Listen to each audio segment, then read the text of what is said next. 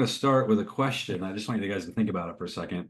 If I was going to ask you, who is your number one competitor in your market? Don't say it out loud, but just kind of wherever you're at in the country and you're hearing this seminar, who's the number one competitor you're dealing with in your market? And when you think of that, you know we're gonna get all the classic people. Don't groan when you see these franchises. Maybe you're part of one of these franchises now, but it could be Remax, could be Coldwell Banker, could be Century 21, could be XP, Keller Williams, Compass, could be Epic. Who is it in your market? What if I told you that your perception of that is dead wrong? These are not your number one competitors in all these markets.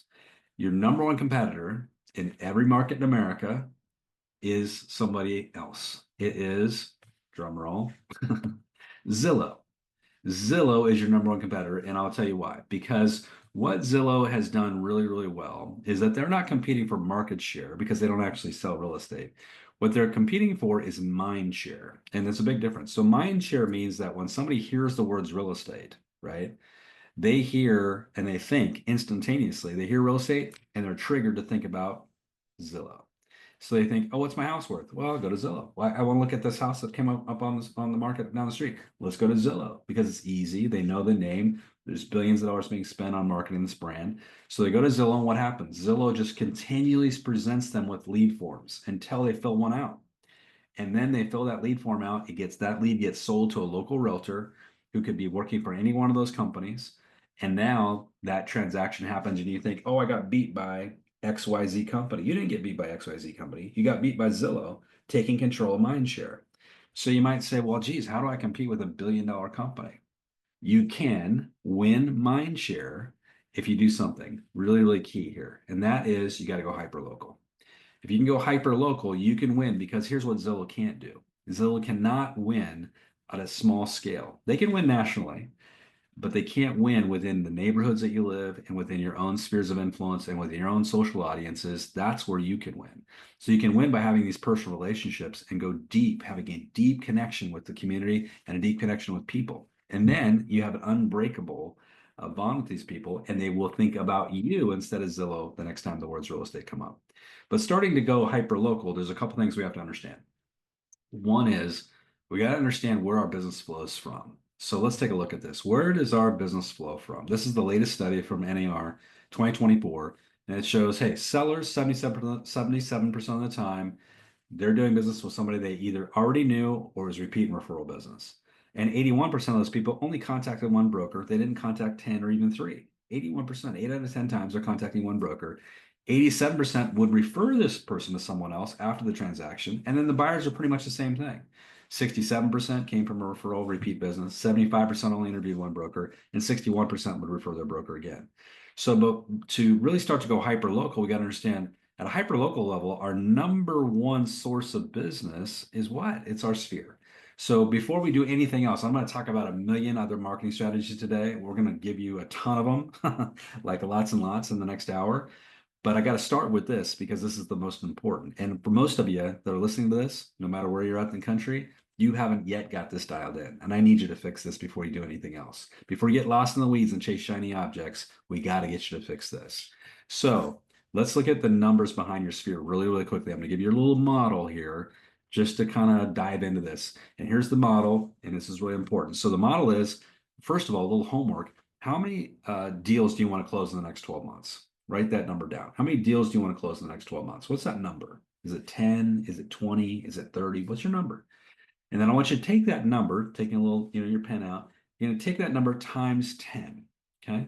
And now you're going to get a magic number. And that magic number that you now have, your closings times 10, is the number of people you need to have in your sphere of influence to make that a reality. Okay. So if I wanted to close 30 transactions, for instance, I would need to times that 10 times 10 and would tell me I need 300 people in my sphere of influence, assuming a couple of things. Assuming that with my 300-person database, I'm going to be touching them 20 to 50 times a year so that I'm top of mind and I'm winning, drum roll, mind share, right? So when I'm doing that, now I'm going to start to win that business. Now, here's what happens though, inevitably, when I'm coaching people one-on-one and I'll say, okay, let's break this down. How many deals you want to close? And they'll say, I want to close 20, Jim. And I'll say, okay, well, how many people in your sphere of influence? First of all, they don't know that number. And that's the first sign of trouble. If you don't know how many people in your sphere of influence, what that tells me is you don't have your people in a CRM. So a strong agent will say, Jim, I have 122 people. I've got 89 people. I've got 253 people because they're running a CRM-based business, a database business. When agents say, well, I think I've got about 60, 70, you're not in control of your business. You think you are, but you're not. So we got to get control. But let's just estimate it right now. We're just going to estimate. Oh, let me tell you the story here. So an agent comes to me and they says, I want to close 20 transactions. They say, I've got about 100 people on my database. I'm going to say there's a big disconnect. A 100-person database statistically means you're going to close about 10 transactions a year if you're touching that database 20 to 50 times a year. You think you're going to get 20 transactions out of a 100-person database that is impossible. It will never work. I've coached people for 30 years. It will never, ever work. The only way you're going to get to 20 transactions is by growing that database to 200 people. So let's do this exercise together. You already know your magic number, what you need to get to. Beneath that number, I want you to write down how many people in your sphere of influence now, like right now. You can guess if you don't know. Write that number down. And then you're going to minus one from the other, and it will tell you your gap number. What you're going to do is you're going to circle that gap number. And now that tells you how many people you've got to get in your database as fast as humanly possible in order for you to realistically hit your goals in the next 12 months. And if you don't fill that gap, you will not hit your goals. Period. Dot. Full stop. Not going to happen. There's no magic wand. There's no easy button. You're just not going to get there. Okay. So that's the first step. Second step is we got to understand there's another formula here to success that we've got to really embrace, and that is the conversation formula. It does you no good to have a giant database of people, 300 people, if you're not actually talking to those people, right? You got to be talking to them. So the conversation model goes like this. I learned this from a top producer years ago. For every 30 conversations you have, you'll average one closed transaction. So let's use this math. If I want to close 30 transactions times 30 conversations, one per transaction, this agent would need to have 900 conversations the next year. Sounds like a big number, but when I divide that by 220, it tells me I need to be having about 4 conversations a day, right? So that sounds easy. You say to close 30 transactions, all I got to do is have 4 conversations a day, Jim. Yes, but it's not easy. And what the big challenge here is, it's consistency. All of us in this industry are at war with one thing. That's consistency. And that applies if you are a broker, leader, and your job as a lead generation is to recruit people and you're not on the phone doing that every day, to an agent that's also has a job to do, which is to work with buyers and sellers. And we also got to be consistent. Consistency is what's going to unlock your success level, right? So just a couple of things. And I'm going to show you this just as something for you guys to all model. And that is, this is a $50 million plan we're looking at right here. This is an agent that I coach, does $50 million a year. This is what he does. You can take a picture of it, or you're going to get a copy of this actually. But this is his weekly plan. So his first step is he talks to 50 people a week. So 10 people a day. Call, text, direct message, 50 people a day. Now, right now, you wouldn't say New Year's. Of course, you'd say, hey, what do you guys got planned for St. Patrick's Day? We always have some holiday we're coming up on. We got St. Patrick's Day. So this week, it's my St. Patrick's. What are you guys going to do for St. Patrick's Day? Right? Send a CMA a day to your database. And that just means picking one homeowner unsolicited. They didn't ask for a CMA. I'm just going to give them one. And I'm going to say, hey guys, everybody's asking me what happened with home values in 2024. I'm updating all my friends on what's happening. Today is your day. I'm going to give you a copy of your CMA. Here's what's going on with your home value. You're probably not interested in selling, but if you are, please reach out to me. And if you know anyone else that is, please let me know. This little system right here, the CMA a day strategy, one of my students last summer, coming up about a year ago, had 15 transactions in escrow, 13 of them as a direct result of the CMA a day program. Absolutely phenomenal. Send 10 personal emails to your A's and B's. Personal email, not a blast, specifically to them. Send 10 video texts. This is the biggest missed opportunity in real estate right now, is video texting. Using a system like BombBomb can make it easy. Or you could just do a hidden, if you have a YouTube channel, you could do a little hidden video on YouTube and link to that. Set 3 networking meetings a week. Hey, let's go to lunch, coffee, dinner, drinks, breakfast, have a conversation. Here's a big thing that a lot of people don't realize. When I'm coaching the top agents in America, people doing 80, 100, $150 million a year, and I talk to them about their business, inevitably they'll say, I just listed my friend's house, just working with my buddy on buying an investment property. They refer to their clients as what? As friends. The agents that are at the low tier, ones that are closing less than $1 million a year, they don't look at it that way. They're not looking at their clients as friends. So first step for us to increase our business is we need to have more friends. Friends do business with friends, and friends refer friends. We need to start treating our database like friends and then watch what happens with our business. The first thing we would do with friends is we break bread. We have coffee, we go to dinner, drinks, breakfast. We figure out what's going on in their lives. We focus on them. We lead with their need and then watch what happens with our business. I have a student that I work with, $17 million in his second year in the business. That's his total model. 5 networking meetings a week. He gets on the phone in the morning. His whole goal is to set a networking meeting. He does 5 a week and $17 million in his second year. Crushed it. Send 10 thank you cards. Great talking with you today. Send a mailing to your neighborhood. I have a buyer, and then just practicing your listing and buyer presentation. So that's the starting point. We want to just figure out and get dialed in. Number one, first and foremost, with their own spheres of influence. Next, let's get into the actual building out your hyperlocal dominance now. So here's something that's really interesting. 74% of service consumers, which is what we're selling a service, base their hiring decisions on branding. So that's really interesting on branding, right? So as a realtor, your name is your brand. And so as we talk about the hyper local aspect of your business today, we're going to do a lot of branding, a lot of marketing. And when we're doing this, we need to be really intentional with it. So here's what agents do as a mistake. Here's the biggest mistake agents make is that they think, hey, I'm going to go create a brand and I'm going to create this funky little logo that I'm going to be super proud of and super emotionally attached to, my little logo that I've created. The problem with their little logo is that when people are driving through a neighborhood and they see a sign and it's got your company brand and then it's got your funky little logo there, a confused mind says no. And everybody's like, I don't know what to focus on, so I'm not going to focus on anything. So it just shuts down, doesn't remember either logo, doesn't hold on to any of those things. So letting go of the logo now, what should we do then for branding? The top agents in America, the smart agents, are using their name as their brand, a stylized version of their name. Because after all, that's what we want people to remember is your name. So think about using your name as your logo, then they'll hold on to both. Okay. Now, whatever you do, whatever you're doing, make sure it's consistent across everything you're doing, your website, your stationery, your business cards, your name, your swag, your hats, and all the stuff you're building out. And then here's the biggest thing that's missed as well is you got your brand now. What about your photo? When was the last time you updated your photo? If you did your photo when you got in real estate business, you haven't updated it since, bingo, it's first mistake. Because you'll break what's called brand trust. Somebody meets you, it's like going on a dating website. Go on Tinder, you go, oh, there's a beautiful person I want to date with. You show up and they don't look like anything like the picture. You broke brand trust. They don't know, they can't trust you now. You just broke the trust. You've got to look like the picture that they see on the branding, which means you need to be updating your photo regularly, at least once a year. I'd say 4 times a year. Why not? Our industry is so visual now. And so here's a quick tip for AI. I use a system called Headshot Pro. I think it's headshotpro.ai or headshotpro.com, but check it out. And what you can do is you can upload just your Facebook feed, just upload a bunch of headshots you've done. It doesn't matter where you're at, Disneyland doesn't matter.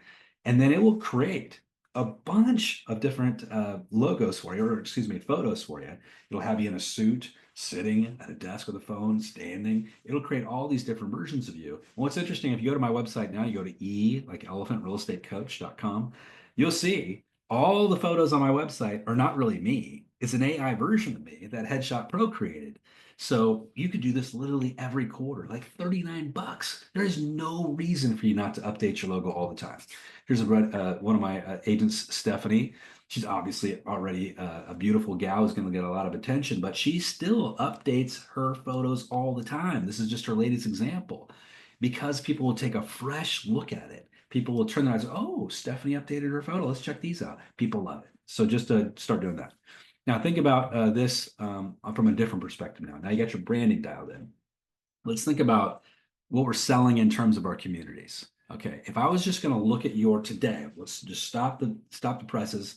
I'm going to go look at your website right now. I'm going to look at your business card. I'm going to look at your personal brochure. I'm going to look at, whatever you got out on social media. Would I be able to tell that you work in your market area? Or would you just look like every other agent in America? Like you're interchangeable with every other agent in America. See, here's the challenge. What we should be doing is we should be selling the lifestyle someone would enjoy if they moved to our communities. So what we're selling is the community. We're selling the lifestyle. Is it a reflection? Is your website a reflection? Is your social media channels a reflection of what they would enjoy if they moved to the market area? It's a big thing to think about. I'm going to show you some examples of this. So when we're breaking this down, We can start with a bunch of things. Website, I'm going to show you some examples of this. But if you got a blog or a podcast, right? A YouTube channel, social media channels, social media content, your email newsletter, your marketing materials, all of those should be reflecting the lifestyle someone would enjoy if they moved to your market area, because this is going to give people a feel and a flavor of what you're selling. It's really, really important. So here's some examples. Let's look at these together. This is some websites, some agent websites. Here's one in Maine. I've been to all these places, so I picked these up. Dwelling in Maine. This looks like Maine. I've been to Maine. This is what it looks like, right? This is lifestyle. Martha's Vineyard. I've been there. This is what it looks like. I think about a sailboat when I'm in Martha's Vineyard because it's an island. It's exactly what you think about. This one is in Napa Valley. I've been there. This is wine country. This is what I expect it to look like, a house to look like there. This is a good representation. This one is in Seattle. You're looking at the bay and kind of the lights out there. This is exactly what I'd expect. So think about your own website and think about maybe rebranding it around that lifestyle someone would enjoy. Really powerful.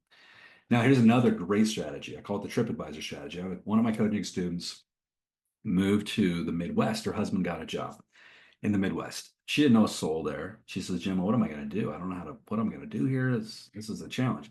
I said, let's use the TripAdvisor strategy. She said, what's that? I said, go to TripAdvisor in your market. I want you to act like you're just somebody visiting and pull up like, what are the top 10 things to do in that market area? And she did that, went to top 10 things. I said, now go to all those locations and do a little video about that. Hey, I just moved here. I looked up the 10 best things to do in this market, and here's the one I'm at today. And she just gave it a little video. She created a YouTube channel around it. She created a website and then put these on her website, on her blog. And by doing this, here's what everybody else does that's visiting that market area. So here's what everybody else does. They go and they search what to do, and now her blog's coming up. Now her YouTube channels are coming up. I'm going to tell you something, a quick story about this. I've been invited to speak in Gatlinburg, Tennessee next month. And my wife and I have been to Gatlinburg. So we're going to go to Gatlinburg, and we're excited about it. We've never been there. What do you think we do? First thing we do, and we do this everywhere we go, you go to YouTube and you're like, what's there to do in Gatlinburg, Tennessee, right? Everybody does this. Now, how many realtors do you think you'll find there? Almost, I mean, it's like 2 or 3, but very, very little, right? But if I went to Google and I typed in, Gatlinburg, I'd get miles and miles and miles and miles of realtors competing for my attention. Here's the thing. YouTube is the second biggest search engine online, second to Google. But on Google, you're competing with a zillion other realtors. On YouTube, you're competing with about 4% of the realtors. Why 4%? Because 96% of agents refuse to do video, no matter how much we try to beat it into their heads. They still refuse to do it. So I can beat 96% of my competition today if I just build out a YouTube channel and start loading up content. So this is what this gal did. She did this exactly what I said. And here's the beauty of it. When people would land on her website, she had a pixel on her website. Now, what's a pixel? A pixel is a little piece of code. It's free. You can get it from Facebook, and you can get it from Google. And if you go to YouTube and say, how do I install a pixel? There's a million videos on it. It literally takes you less than a half hour to do it for both sites. Little pixel code goes on the back of your website. Nobody sees it. It's just there. So every time somebody lands there, Google goes, oh, you landed there? Now I know who you are. Facebook, you landed there? Now I know who you are. Now here's the beauty. Now we can do remarketing, which is exactly what she did. Every time she did a Facebook ad, when it would say, who do you want this Facebook ad to be in front of? One of the options is people that have visited your website in the last 180 days. Bingo, it pitches that. Now we're starting to build a warm audience. They've already seen her video once. Now they're going to start to see her ads. Warm audience. She went from 0 to 6 million her first year. Didn't know a soul in the market. So little strategies like that. Now, let's talk about your hyperlocal social media channels. We all have social media channels. And our social media channels are generally us, right? It's our name, which is what we should do. We should have our own social media channel. But we should maybe think about adding to that and having another social media channel and have that being hyperlocal to your market. For instance, in my market area, I might have it around my city name. I could say Ashland Living because one of the cities in my market area is Ashland. I could have it around a neighborhood, Summerlin Heights, right? I could have it around a type of property, Oregon Golf homes, or California VA buyer types, right? Or seller types, luxury homes in Jackson County, or maybe it's around relocation, moving to. I've got one of my agents that's their whole social media, everything they're doing is around moving to southernoregon.com. Everything's directed to that. This is beautiful because it's kind of almost stealth marketing. People land on the social media channel. They don't know you're running it necessarily, and they're just looking for content around that topic. And of course, you're going to be posting content around that topic regularly. And a few times you're going to sprinkle in that you're an agent. So it's just a lot of opportunity here. Let me give you one more version of this, and that is to build a closed Facebook group that's around that niche. And so some examples would be, again, Southern Oregon second homes, Southern Oregon investment properties, Oregon waterfront living, Oregon house horse properties. For my market, this would be the things. Fill in the blanks for your market. But now I'm going to get in a closed Facebook group, which people join because they have interest in that topic. Okay. I got one of my agents, Mandy, who I told this idea to about 5 years ago in our local market. Way ahead. Nobody was even thinking about this. We're way ahead of it. So she did it. And she created a kind of a generic one, but I think it's Southern Oregon Real Estate for Sale or something like that. And she now has like 4,000 members of that group, and she absolutely crushes with that. And nobody knows she's running it, and other realtors are posting their listings on it. She gets a tremendous amount of business out of this. And what is it costing her? All of these things cost you absolutely nothing. It's just some time and some effort. So really, really just interesting concepts here. Now let's dive into some other hyper local things you can be doing. My son is engaged. Yay, right? Got engaged. A little young, but that's okay. He's engaged. This is his fiance. They're gonna get married in October. And so him and his, not him, but his wife and my wife are going to wedding shows, right? So they're going to wedding shows. So they went to a wedding show a couple weekends ago, and they came back and my wife said, "Hey, you know what? We went to that wedding show and we're walking around and there's a realtor booth there." And I thought, wow, that's smart.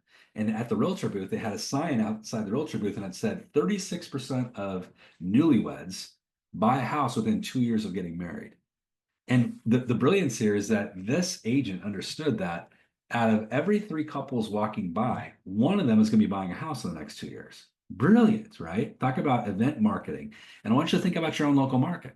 There's a ton of events that are happening in your market. There's home and garden shows, which are super directly connected to us, but weddings, there's other things that are happening in your market that could be really, really fun. I'll give you a funny example of this. Years ago, I had an agent that worked for me, and she was in a little tiny town called Elkton, Oregon. This is like a one-horse town on the way to the coast. Nobody lives there, right? But the one thing that they have there every year, which is really cool, is they have a bass fishing competition. And they got everybody comes in, thousands of people from around the world, and they do this bass competition. They tag a bunch of bass. If you win the tag bass, I think the number one prize is like $20,000. And then if you win another, you catch a different one's 5,000 and 1,000. It's kind of fun. So all these people coming, there's no event necessarily, no like people running this thing, but she just goes out on the dock. She sets up a table, four-legged table, and a tent, and she gets water bottles and she wraps it and she puts her name and her phone number on it, realtor, and she just hands all the fishermen as they're taking their boats out. Hey, here's guys, you guys want some bottled water? What's happened? She sold 3 homes the next year as a result of her bottled water being handed out at the bass fishing competition, which is completely outside the box. But again, hyper local event marketing, guys. Really, really interesting, right? Now, let's dig into something that we should all be doing. All of us should be doing an email newsletter. So if you're not doing an email newsletter, you're missing the boat. Remember, as we started this presentation, I need to be touching my database 20 to 50 times a year. This is one that's going to give me 12 touches throughout the year. If I'm just doing once a month, some of my students do twice a month, but let's say it's once a month. That's 12 touches, 12 of your 50. Okay. Now, in that email newsletter, though, let's not make it boring. You know what the most boring newsletter is? All stats. All stats, it's going to become noise. Nobody's going to look at it.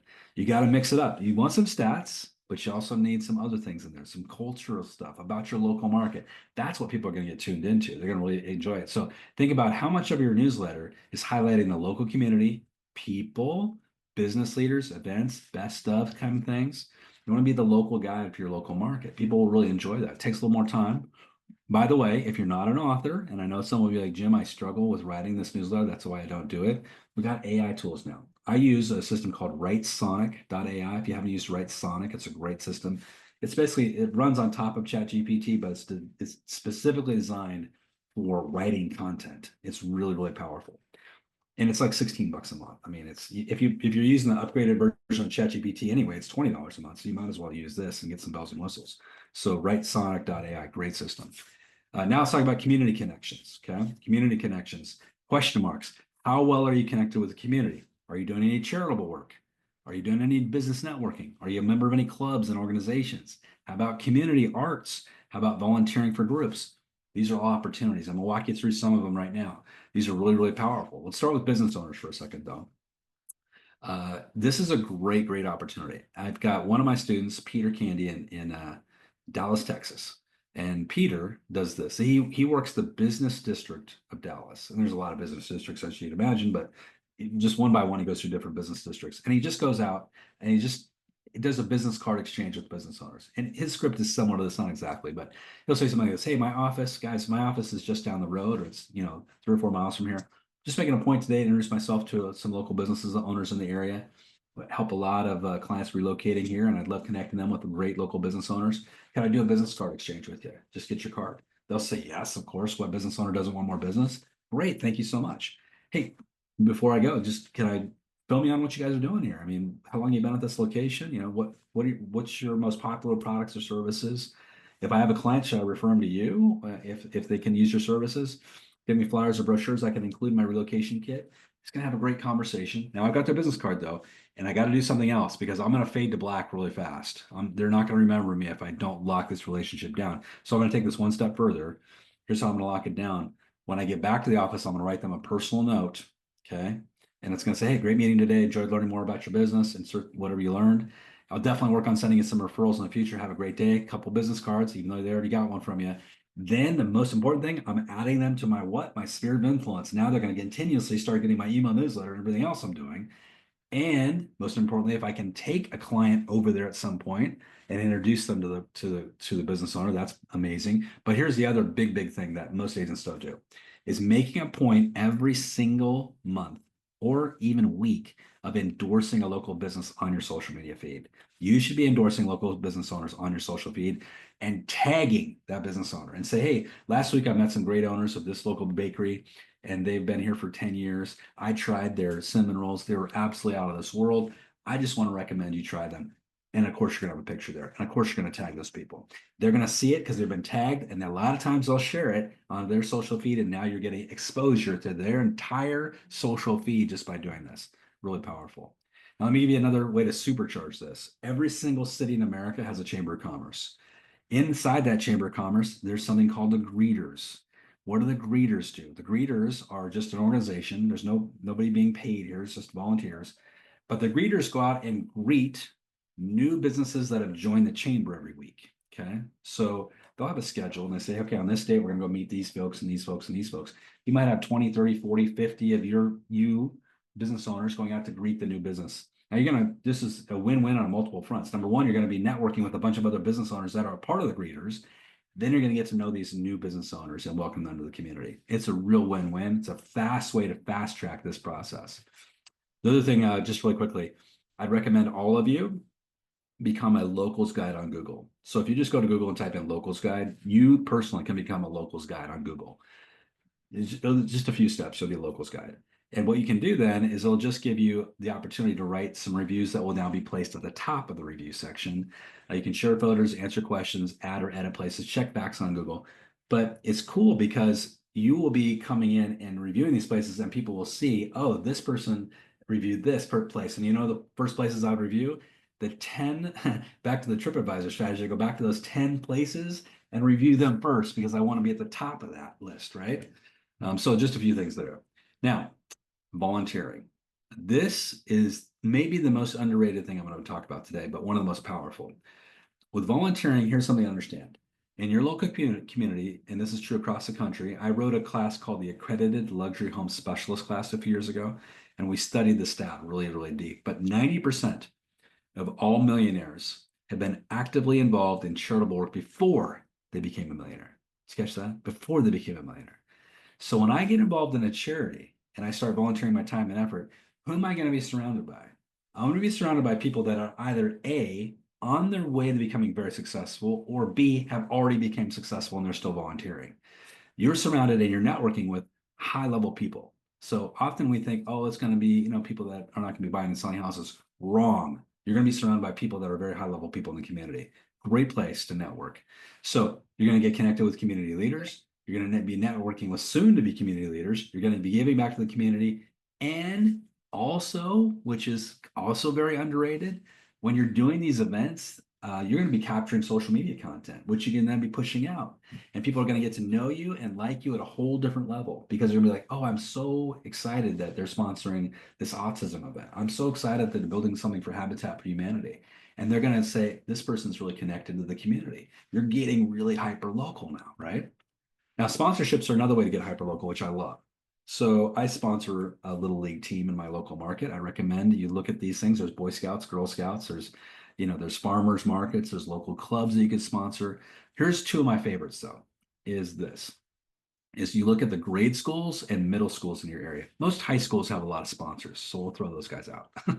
Middle schools, grade schools. And I go to the grade school principal, and especially if you have a connection, if your kid goes there, or you got a grandkid, or you know somebody, my niece, my nephew goes there, say, hey, my niece or nephew goes here, and I'm a local realtor. I'm looking for sponsor, something this next quarter. I got a few marketing dollars. Is there any events that you need some sponsorship with? They're going to say, hell yeah, because they're always underfunded. And you say, hey, the only thing I ask for is I get a little promotion at some point. Maybe I can have a booth out or I can have a banner up or you can mention me at the assembly or whatever. They're going to be say, sure. This is a great way to put yourself in front of all hundreds sometimes of parents and visitors at games and events that you're doing. Can be really, really powerful. So just something to think about. I just want to touch on this gal, Stephanie Peck. So Stephanie was been on my podcast. So get a chance, hop over to erealestatecoach.com, go to our podcast section and scan down. You'll see Stephanie Peck's interview. Fantastic interview. She moved to Portland, Oregon, a few years back, and her husband was an architect. She had two small kids at home, and she didn't know a soul. It's kind of like this gal from the Midwest, didn't know a soul. And she's like, oh, what am I going to do here? And she goes, I can't go out and door knock. I don't have time to lead generate. I've got these kids. I'm kind of stuck here at home. What can I do? So what she did is she went onto Facebook and she dove into local groups. So, mommy and me groups, gardening groups, DIY groups that were local in the community. And then she joined them all and she just got really active in the groups. And when she had an opportunity to drop that she was a realtor, she would drop it into the conversation. For instance, if somebody said they needed a landscaper, she'd say, oh, yeah, I know a great landscaper. As a realtor, I often need someone to spruce up a front yard to prepare the home for sale. Can I DM my guys' contact info? And you'd think, oh, that can't lead to much. Yeah, it did. It led to a seven-figure business. So let's think about a seven-figure business, not six-figure business, seven-figure business. She's doing over $1 million a year in GCI. This was her starting point. And to this day, for every team member that joins her team, they get trained by her, hand trained on exactly this strategy because it was so successful for her. So really interesting there. And I talk about going hyper local. There's another example of that. Now we're going to go in a totally kind of different direction now. Now we're going to talk about marketing and farming neighborhoods, which again, this is getting really hyper local. So I want to touch on something called neighborhood reports, which a lot of you are not aware of. So neighborhood reports, if you go into a system called NARRPR.com, that's free to every realtor in the nation, NARRPR.com. And that's a little tool that you can jump in there and you can use it. Most people use it for building CMAs because it does an amazing 81-page CMA. But it also has in there something called neighborhood reports, which is really, really cool. So you can type in any neighborhood you want or zip code, and it will create this 30, 40-page beautiful neighborhood report, all the details you could ever want to know about this neighborhood, appreciation rates and trend lines, what's happened over the last 5 years, what the productions are. It's really, really incredible. So I want you to think about this in terms of marketing your listings, number one. If you got listings right now and you pull up a neighborhood report and it's favorable, think about attaching that in MLS. Why wouldn't you attach that and say, hey, guys, here's the neighborhood report on my listing on 6th Street. Check it out and share it with your buyers because it will help sell the house. Of the 13 reasons why someone buys a house, 9 of them are related to the neighborhood. So neighborhood reports, really powerful, right? I can also use this in other ways too, though. I could consider going deeper with this. I could take that neighborhood report and I could send it out to a whole community. And I could send it out through a postcard and say, hey guys, if you want a copy of your neighborhood report, scan this QR code and I'll shoot you a copy of it. So there's a lot of ways you can use it for marketing too, and it's really powerful. Now, let's talk about going deep with specific property owners now. So when we're in the marketplace as realtors, we're always involved in little events that are happening. I would call them little micro events. And this could be like I showed a house today, a little micro event that happened. I did an open house, a little micro event. But there's also big events. I painted a property, I closed a property, I wrote an offer on a multiple offer situation, but I lost, right? A lot of the little events, those are what I call trigger events. When you have a trigger event, this is an opportunity for you to get business at a hyper local level. We're going to use the 5-5-10 strategy. I'm going to target that house that I had the trigger event at. I had an open house, I showed it, I painted it, something happened with that house. I'm going to pick 5 homes on either side, 10 across the street, and I'm going to go after those homeowners, and I'm going to build a CMA for every single one. You might say, Jim, that would take me hours. No, it won't. I'm going to go to NAR RPR, and I can build a CMA in 5 minutes on all those houses. It'll take me an hour to build 20, and it's an 81-page beautiful CMA. I can rapidly bust out CMAs really rapidly. So I'm going to do that. I'm going to use up some paper. I'm going to do this. Now I'm going to send them all a copy of it. And I'm going to put a cover letter on it that looks like this. You might say, this sounds like a lot of work. You know what's a lot of work? Is going broke and not selling any real estate. That's even more work. So let's do a little bit of work and let's actually make some money. And let's do something with our time that's productive. And this is super, super productive. I got students using this all the time. And remember that 5% of the population will be selling their house, not because they want to, because they need to, right? 5% a year. So that's 1 out of every 20 homes, somebody's going to be listing their house. So when you do the 5-5-10, statistically, one of those people is people are selling in the next 12 months. So here's my cover letter. I'm going to say, hey, recently I had the pleasure of showing you a home in your neighborhood to a very interested buyer, if it was a showing. And while they love the area, the particular property didn't quite meet their needs. However, they remain eager to find the right home in your community, and I thought of reaching out to you directly. Given the current interest in your neighborhood, I wanted to ask if you'd ever considered selling or would be open to reviewing an offer on your home. To assist you, I've enclosed a detailed property report that provides insight into market trends and surrounding comparable sales based on public records. This will give you a general idea of your home's value. If you like more thorough evaluation tailored to your property's unique features, I'd be happy to meet with you and view your home in person. This allowed me to give you a more personalized analysis. Feel free to reach out to me with contact information. That's it. Just try it. You know, people judge these things. If you do this with the next 4 or 5 showings you do, watch what will happen. I would almost guarantee if you do it with 5 showings, you're going to average at least 1 listing for every five times you pull the trigger on this. 5 hours of work, 1 listing, that's a good trade-off. Just try it. Now let's get into some more types of prospecting at a localized level. Let's start with open house canvassing. I'm going to give you a strategy one of my buddies, Russ Manzone, uses. Russ is a fantastic realtor, and he does this every time. I think in the last year he's got at least 3 listings. What? I just want to be done. Whoops. Does he have many people? There we go. We got Russ Manzone that uses this. Got 3 listings as a result in the last 12 months. So here's what he does. When he has an open house, he reaches out to the 5-5-10 and he says, hey, guys, good morning. My name's Jim. I'm with ABC Real Estate.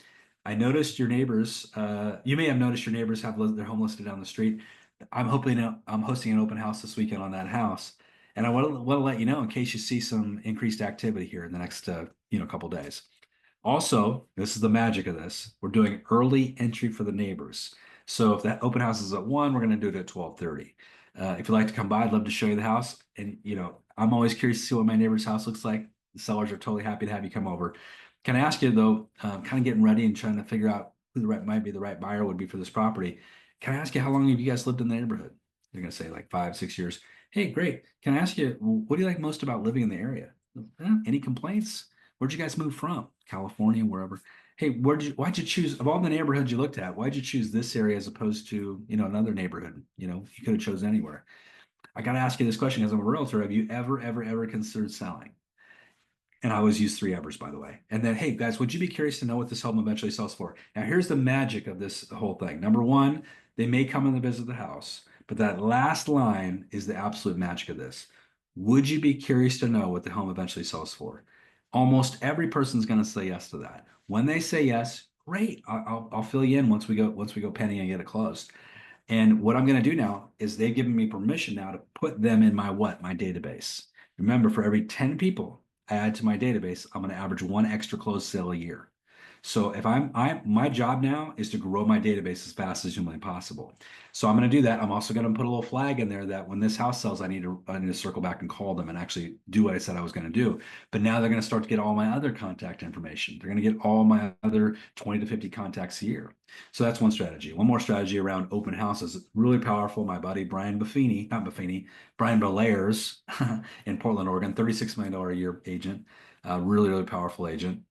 What he does is he'll reach out when he's doing an open house to all the FISBOs and all the expireds around that open house. Okay. And so what he'll say is, hey, notice you're marketing a home over on First Street. My name is Jim. I'm with ABC Real Estate. The reason for my call is I have a listing in the neighborhood actually, and I want to invite you. We're doing an open house this weekend. And we're doing early entry for the neighbors. Also, crazy question. If I run into a buyer that doesn't quite fit the house I'm holding open, how would you feel about me coming over and showing your house? Most of the time, those people will say yes, but they'll add a but to it. Yeah, you can show my house, but I'm not paying a fee. Or yeah, you can show my house, but I'm not going to list it with you. Yeah, if I list my house, I'm going to list it with my buddy Fred. Whatever. Doesn't matter. Forget about the but that came after it and just be like, okay, great. First step for me is to come over and take a look at what you have. Do you mind if I stop by tonight or tomorrow morning? What would be more comfortable for you? Relationships lead to what? Relationships and conversations lead to closings. So this is a great strategy. Same thing with expired listings, just going back 24 months and using that same script, just a little bit of an adjustment there. Now, let me give you some ideas around neighborhood farming though. And that is, I'm a guy that would send, in my peak in my career, my early 20s, I would send 8,000 pieces of mail a month. Those are my number one strategy as a marketer. I was sending 8,000 pieces of mail a month, and I crushed it with that. And I'll tell you how I crushed it. I used the 1% strategy, which is for every 100 pieces of mail I would send out, I would average a 1% positive response rate. I get more responses, but I get a 1% positive response, meaning the people had some interest in selling. Out of every 8, and I studied this for years, out of every 8 positive responses, I would average 1 insta listing, meaning they're going to list right now. Then I would have 7 other leads, though, that would be incubated. And over the next 2 to 3 years, I would still get 2 or 3 more listings. So I would get 3 or 4 listings for every 100 pieces of, or every 800 pieces of mail I sent. So at that rate, I crushed it and I made a ton of money, and you can too. But there's technology now that allows us to get a lot more efficient than that. So there's AI technology, and here's one of these. There's a lot of companies that do this. It's predictive technology. Offers is one company that does it. So check this out. What they do is they apply some technology to this. So let's assume you've got, and this is coming directly from them. Let's assume you have 1,000 house neighborhood that you're targeting, or neighborhoods that you're targeting in your market area. And normally, if you're old school like me, you'd be sending mailings to the entire 1,000, but you don't have to do that anymore, because what offers will do is it will use an algorithm against that list that you load up. It'll say, hey, thanks for the list.